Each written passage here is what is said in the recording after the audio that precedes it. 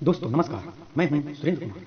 इस वीडियो में मैं दिखाने जा रहा हूं एक गांव की महिलाएं किस तरह से करवा चौथ व्रत पूजा करती हैं।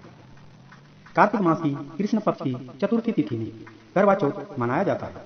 ये व्रत विवाहित महिलाएं अपने पति की सुस्वास्थ्य एवं दीर्घायु की कामना हेतु व्रत रखती है। ये व्रत सूर्योदय से शुरू होकर रात में चंद्रमा दर्शन के बाद व्रत पूरा होता है। यह व्रत शादीशुदा महिलाएं के साथ कवारी लड़कियां भी इस व्रत को विधि पूर्वक पालना करती हैं। विवाहित स्त्री अपने पति की लंबी आयु के लिए ये व्रत रखती है, वहीं लड़कियां अपना मनपसंद वर पाने के लिए ये व्रत करती है। ये व्रत कैसे किया जाता है? कार्तिक मास की कृष्ण पक्ष की चतुर्थी तिथि के प्रारंभ में स्नानाध्यान करके सूर्योदय के साथ गंगा जल से इस व्रत का संकल्प लेते हैं। मैं अपने पति के सुस्वास्थ्य एवं दीर्घायु के लिए इस व्रत विधि पूर्वक करने का संकल्प लेती हूँ। मुझ पर अपना कृपा बनाए रखें। इस वचन के साथ सूर्य को जल अर्पित करते हैं। दिन भर महिलाएं निराहार रहती हैं। शाम 4 बजे शुभ मुहूर्त पर सभी पूजा सामग्री के साथ घर के किसी भी उचित स्थानों में एक चौकी लगाकर उस पर लाल कपड़ा रखकर गणेश कार्तिकेय सहित माता पार्वती की फोटो रखी जाती है। आगे कलश को भी सजाया जाता है। एक तांबे या पीतल का थाली में स्वस्तिक का निशान सिंदूर या कुमकुम से बनाया जाता है। फिर थाली में जटा वाले नारियल, पान, सुपारी, फूल, फल, सिंदूर, टिकली अर्थात श्रृंगार की सभी वस्तुएं के साथ अक्षत, मिठाई, गुड़, शक्कर, विशेष महत्वपूर्ण चीज करवा भी रखी जाती है। नारियल करवा जैसे चीजों में कच्चे धागे लपेट कर रखती है। अब करवा में जल भरकर उस जल में थोड़ा थोड़ा कुमकुम, हल्दी, अक्षत और एक सिक्का भी डालती है। इसके अलावा थाल में छलनी, धूप, अगरबत्ती, शहद, गंगाजल, बादाम, काजू, गेहूं और दिया भी जला के रखती है। पहले स्त्रियां खुद 16 श्रृंगार करती है, फिर थाल सजाकर गणेश कार्तिकेय सहित मां पार्वती को फल फूल, मिठाई, अक्षत एवं अन्य प्रसाद सहित पूजा करती है। फिर आंगन में लगे तुलसी को जल अर्पित कर सूर्य देवता को भी जल अर्पित करती है। तत्पश्चात एक होया सामूहिक रूप में करवा चौथ का कथा सुनती है। आइए सुनते हैं करवा चौथ का व्रत कथा। एक समय की बात थी। मां पार्वती ने अपने पति भगवान शिव से वार्तालाप करती है। मां पार्वती कहती हैं, हे स्वामी, पत्नी को क्या करना चाहिए जिससे पति का अधिक से अधिक स्नेह प्रेम मिलने का साथ पति का भी दीर्घायु जीवन मिले, पत्नी अखंड सौभाग्यवती रहे।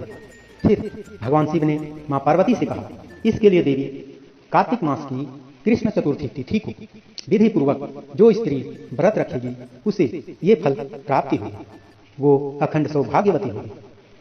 फिर मां पार्वती ने कहने लगी, फिर तो स्वामी ये व्रत मैं भी रखूंगी। और मां पार्वती ने विधिवत तरीके से इस व्रत को रखा और उसे पूर्ण भी किया। कुछ समय के बाद गणेश की पत्नी चतुर्थी तिथि में अपने आप को अकेलापन महसूस करने लगी। उन्हें लगा कि भगवान श्री गणेश हमें प्रेम नहीं करते, जिससे वो हमें समय नहीं दे रहे हैं। फिर उसने मां पार्वती से इस बात को प्रकट किया। मां पार्वती ने चतुर्थी तिथि को भी व्रत करने की सलाह दी। फिर वो विधि पूर्वक व्रत के साथ तप भी करने लगी और चंद्रोदय के बाद चतुर्थी को भगवान श्री गणेश का दर्शन हुआ। इस तप से प्रभावित होकर गणेश ने उसे वर दिया, तुम मुझे सदैव प्रिय रहोगे, तुमसे मेरा वियोग कभी नहीं होगा। कृष्ण चतुर्थी तिथि का दिन जो महिलाएं व्रत रखकर मेरा पूजन करेगी वो अखंड सौभाग्यवती होगी। कुमारी कन्याओं को मन चाहा वर प्राप्ति होगी।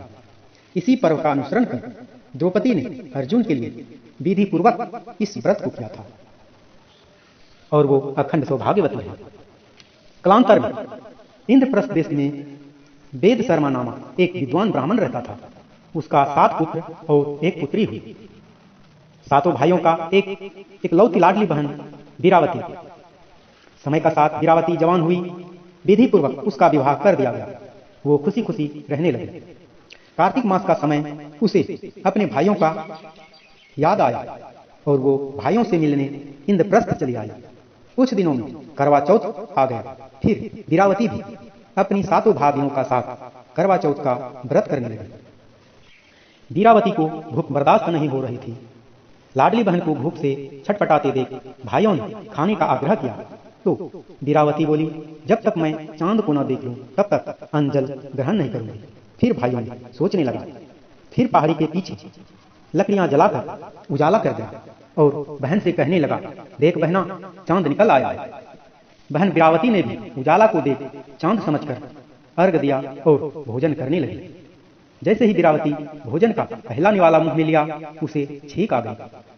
फिर दूसरा निवाला मुंह में लेते ही उसका ससुराल से संदेश आ गया कि तुम्हारा पति बहुत बीमार है। फिर बीरावती ने अपनी मां से आशीर्वाद लेने के लिए मां के पास पहुंचा। उसका मां ने कुछ वस्त्र देनी चाहिए और वो अपनी अलमारी में गया। अलमारी से जैसे ही वस्त्र निकाला वो काला हो गया। फिर उनकी मां ने दूसरे बाकस पर हाथ डाला तो उससे सफेद वस्त्र निकला। इस तरह से बीरावती बिना कुछ लिए ससुराल के लिए निकल गई। फिर उसकी मां ने कहा, बेटे, रास्ते में तुम्हें जो भी इंसान मिले, बड़े या छोटे, तुम सभी के पैर छूकर आशीर्वाद लेते जाना। इस तरह से बीरावती रास्ते में जो भी महिला, पुरुष, छोटे बड़े जो मिले, वो सबके पैर छूते चले गए। जब बीरावती अपना घर पहुंची तो उसे आंगन में अपनी छोटी ननद मिली। वो उसका भी पैर छू लिए। ननद का पैर छूते ही ननद ने पुत्रवती भव, सौभाग्यवती भव कहकर आशीर्वाद दिया। फिर बीरावती ने तभी साड़ी का पल्लू में गांठ बांध लिए। बीरावती ने बहुतों का पैर छुए, मगर किसी ने भी इस तरह का आशीर्वाद नहीं दिया। फिर बीरावती घर प्रवेश किया तो उसने देखा उसका पति बिस्तर पर प्राण त्याग चुका था।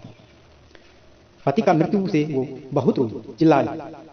समय का साथ परिवारजन और गांव वाले ने मृत्यु शरीर को शमशान ले जाने लगा, मगर बीरावती अपने पति को रोक कर रखने की बहुत प्रयास किया। लाख कोशिश के बाद भी गांव वाले ने उनके पति को शमशान ले जाने लगा। तब बीरावती ने पति का साथ भी पीछे पीछे चली गई और शमशान जाकर वहां किसी को अपने पति का दाह संस्कार करने नहीं दिया। लोगों ने बीरावती को उलझनी जैसे कई शब्दों से गालियां देने लगा और उन दोनों को शमशान में छोड़कर घर चले आए। बीरावती अपने पति का मृत शरीर को उठाकर शमशान अपने पति का मृत शरीर को लेकर वहीं रहने लगी। हर दिन पति का साफ सफाई करने लगी और अन्न जल त्याग कर दिया। कुछ दिनों में गांव वाले ने वहीं एक झोपड़ी भी बनवा दी। बीरावती अन्न जल त्याग कर पति का सेवा का साथ देवी देवताओं को भी ध्यान करने लगा। फिर एक दिन इंद्राणी देवी प्रकट हुई। बीरावती इंद्राणी को अपने समीप देख प्रणाम किया और अपने पति का प्राण मांगने लगे। पति का मृत्यु का कारण जानने की इच्छा प्रकट की। फिर इंद्राणी ने कहा, तुम करवा चौथ का व्रत नियम पूर्वक विधि विधान से न करने का वजह, चांद उठने से पहले भोजन करने का कारण तुम्हारा पति का मृत्यु हुआ। अब मैं तुम्हारा पति को प्राण ऐसे नहीं लौटा सकती। तुम फिर से हर चतुर्थी तिथि को व्रत करो और कार्तिक मास की कृष्ण चतुर्थी को विधि पूर्वक व्रत पूरा होते ही व्रत का प्रभाव से मैं तुम्हारा पति का प्राण लौटा दूंगी।